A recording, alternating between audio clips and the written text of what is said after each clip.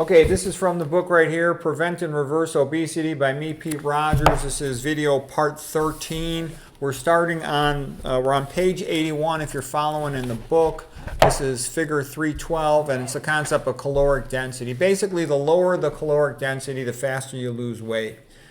McDougall said if you really want to lose weight as fast as possible, you can try to eat up to 50% of your calories from vegetables. Vegetables have the lowest caloric density, only 0.1 calorie per gram. That's next to nothing. So you'll be likely to lose weight fast. He said you can't eat more than 50% of your calories from veggies or you'll get sick. Something he called rabbit fever. The next thing in line is like the starches. Starches and also fruits, they're about 1 calorie per gram. Starches are a polymer or glucose wrapped in fiber. Because some people say, well, carbohydrates are 4 calories per gram. That's a pure carbohydrate like sugar. But a starch is tons of fiber. So it's only 1 calorie per gram. That's very low caloric density. So people lose weight on starches. Also, the fastest starches for losing weight will be the ones that are lowest in fat. That's going to be white rice, 1% of calories from fat. Sweet potato, 1% of calories from fat. And regular potatoes, only 1% of calories from fat. You lose weight really fast on that. If you're going to eat a bean, the best bean for losing weight is the lentils because they're only 3% of calories from fat. Black beans are pretty good as well, 4% of calories from fat. So that's good to know. Fruits, they're okay. Fruits are kind of a complex subject because they got fructose in them, which can lead to some fat if you eat tons of them and you don't exercise. But the fruits are 1,000 times better than high fructose corn syrup, with soda pop or something. That's where people tend to get fat when they drink their calories. It's much better to eat your calories. Okay, meat and cheese, you're in the ballpark there of about 4 calories per gram, and simple sugars. Nuts and seeds are much more fat than that. Typical nut and seeds is like 70 to 90% of calories from fat.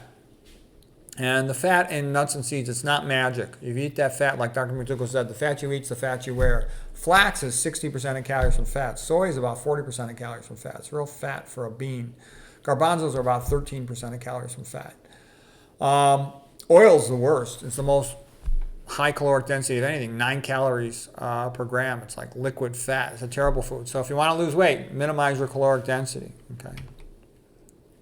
And that's been known for a lot of time. Chef AJ's talked about that. Dr. McDougall's been giving lectures about that for decades and decades.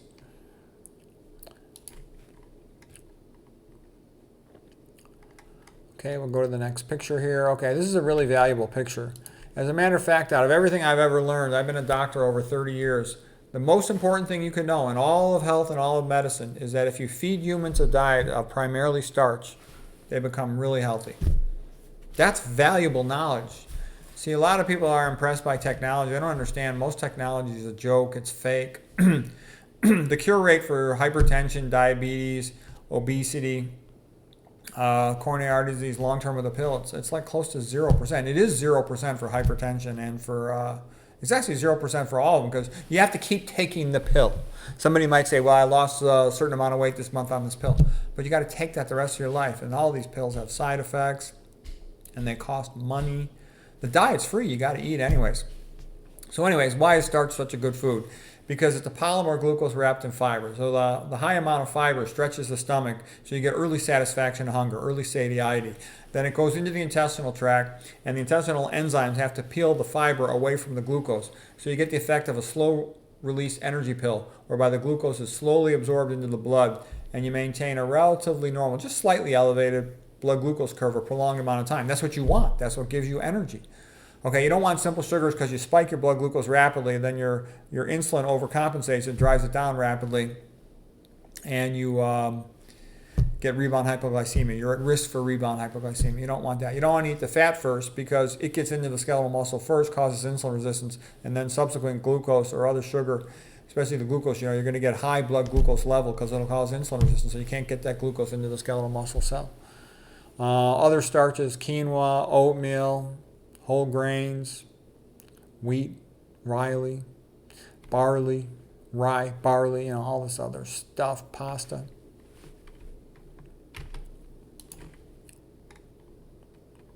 Oh, here's just showing some more of these curves in a little more detail.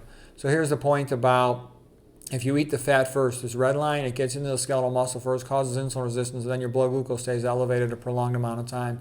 So that'll decrease your carbohydrate tolerance because the earlier fat causes insulin resistance.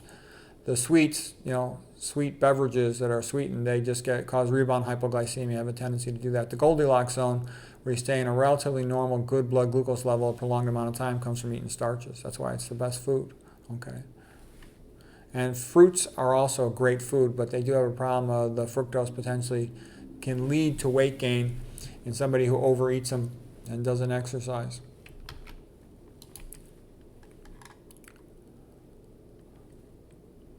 Okay, we're going to leave it at there for today. I hope you found that helpful.